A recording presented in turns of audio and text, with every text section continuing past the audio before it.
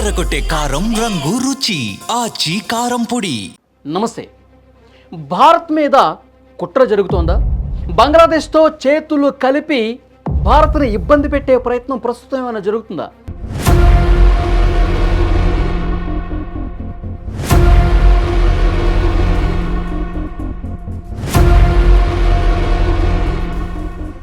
ఎందుకంటే ఈ వీడియోలో క్లియర్గా కొన్ని విషయాలు మనం మాట్లాడుకోవాలి.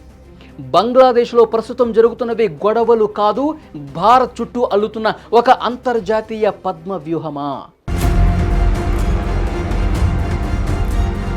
ఒక పక్క 50 ఏళ్ల పగతో రగిలిపోతున్న పాకిస్తాన్, మరోపక్క అప్పుల ఆశ చూపిస్తూ ఆక్రమించుకోవాలని చూస్తున్న చైనా, ఇంకొక వైపు తన ఉనికి కోసం పాకులాడుతున్న అమెరికా, బంగ్లాదేశ్ను ఒక పావుగా వాడుకుని ఇండియాని దెబ్బ కొట్టాలని ఈ 3 దేశాలు వేస్తున్న స్కెచ్.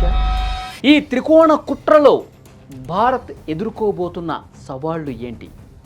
ఈ విషయాలన్నీ కూడా ఈ వీడియోలో మనం తప్పకుండా చర్చించుకోవాల్సినటువంటి అవసరం ఉంది. పాకిస్తాన్ దశాబ్దాలుగా ఒకే ఒక పీడకలను అనుభవిస్తోంది. అది 1971 నాటి పరాజయం. భారత్ చేతిలో ముక్కలైపోయి అవమానకరంగా తల వంచినటువంటి పాక్ ఇప్పుడు బంగ్లాదేశ్లో తలెత్తిన అస్థిరతను ఒక అవకాశంగా భావిస్తోంది.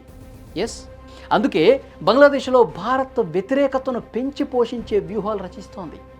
ఐఎస్ఐ ద్వారా అక్కడ తీవ్రవాద శక్తులకు, జమాయితీ ఇస్లామీ వంటి సంస్థలకు ఫండింగ్ చేస్తూ బంగ్లాదేశ్ను భారత్కు వ్యతిరేకంగా ఉసిగొలుపుతోంది. అక్కడ దృశ్యాలు చూస్తుంటే మనకదే అర్థమవుతోంది.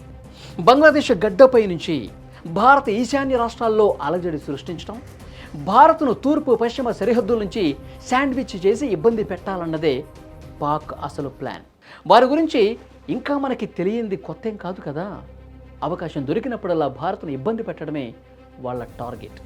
ఎస్, ఎన్నిసార్లు మనం చూడాలి. చైనా తన స్ట్రింగ్ ఆఫ్ పర్ల్స్ వ్యూహంలో భాగంగా బంగ్లాదేశ్ను తన గుప్పిట్లోకి తీసుకోవాలని చూస్తోంది. శ్రీలంకను ఎలాగైతే అప్పుల ఊబిలోకి ముంచి హంబంతోట పోర్ట్ను లాక్కుందో, ఇప్పుడు బంగ్లాదేశ్పై కూడా అదే ప్రయోగం చేస్తోంది. చిట్టగాంగ్ పోర్టు అభివృద్ధి పేరుతో భారీగా అప్పులు ఇచ్చేస్తుంది ఆ దేశ ఆర్థిక వ్యవస్థను తన కంట్రోల్లోకి తెచ్చుకోవడం కోసం. బంగాళాఖాతంలో భారత నావికాదళం కదలికలను గమనించేందుకు బంగ్లాదేశ్ను ఒక లిజనింగ్ పోస్ట్గా వాడుకోవాలని చైనా ప్రయత్నం చేస్తోంది. భారత్ యొక్క ఆయువు పట్టు అయిన సిలిగురి కారిడార్పై ఒత్తిడి పెంచి యుద్ధం వస్తే భారత్ను ముక్కలు చేయాలనేది డ్రాగన్ మాస్టర్ ప్లాన్ కావచ్చు. దానికోసం ఎంతకైనా తెగిస్తుంది డ్రాగన్ కంట్రీ. ఇక 3వ దేశం అమెరికా. ఇది కొంచెం విచిత్రంగా అనిపించినా ఈ ఆటలో అమెరికా పాత్ర కూడా చాలా కీలకంగా ఉందండి.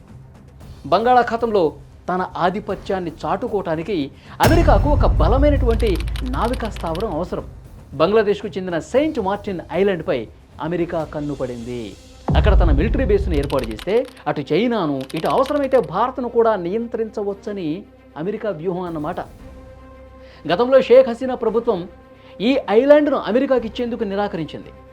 అందుకే ఆమె ప్రభుత్వాన్ని పడగొట్టేందుకు అమెరికా పరోక్షంగా అక్కడ నిరసనకారులకు మద్దతు ఇచ్చిందనే బలమైన ఆరోపణ ఉంది.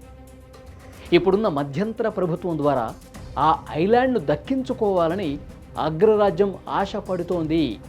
ఎస్, ఇది చాలామందికి తెలియనటువంటి విషయం. సో చూశారుగా, ఒకవైపు పాక్ పగ, ఎందుకంటే మన మీద ఎప్పటి నుంచో పగ పెంచుకున్నది పాకిస్తాన్. ఆపరేషన్ సింధూర్ సమయంలో కూడా మనం కొట్టినటువంటి దెబ్బకు పూర్తిగా మైండ్ బ్లాంక్ అయిపోయినటువంటి పాకిస్తాన్ ఏదో ఒక సమయం, సందర్భం కోసం వేచి చూస్తూ ఉంది. అందుకే బంగ్లాదేశ్లో ఉన్నటువంటి అస్థిరతను వాడుకొని మన మీద ఏదో రకంగా పగ తీర్చుకోవాలన్న ప్రయత్నం. భారత్ మాత్రం చాలా అప్రమత్తంగా ఉంది. ఇవన్నీ కనిపెడుతోంది. ఏం జరుగుతుందో మొత్తం కూడా ఒక కంట గమనిస్తూనే ఉంది. సరిహద్దుల్లో బలగాలను పెంచడమే కాకుండా తన వ్యూహాత్మక దౌత్యంతో ఈ 3 దేశాల కుట్రలను తిప్పికొట్టేందుకు అంతా సిద్ధంగా ఉంది. 7 సిస్టర్స్ని వాళ్ళు కలుపుకునే ప్రయత్నంలో, కుట్రలో ఏది చేసినా సరే, ఎన్ని దేశాలు బంగ్లాదేశ్కి మద్దతు ఇచ్చినా, కలిసి వచ్చినా సరే, మన బలగాలు చాలా పకడ్బందీగా ఉన్నాయి. ఒక్క యుద్ధ విమానం గాల్లోకి ఎగిరితే S-400తో తునాతునకులు చేయడానికి మన బలగాలు సిద్ధంగా ఉన్నాయి. వాళ్ళు ఒక వ్యూహాన్ని రచిస్తే 10 వ్యూహాలు అంతకు మించిన వేగంతో వేయడానికి మన బలగాలు చాలా సిద్ధంగా ఉన్నాయి. సో డెఫినెట్గా మనం భయపడాల్సినటువంటి అవసరం లేదు. బంగ్లాదేశ్ ఏం చేసినా దానికి మద్దతుగా ఎవరు ముందుకు వచ్చినా సరే గట్టిగా తిప్పి కొడతాం. అంతిమ విజయం ధర్మానిదే, మనదే.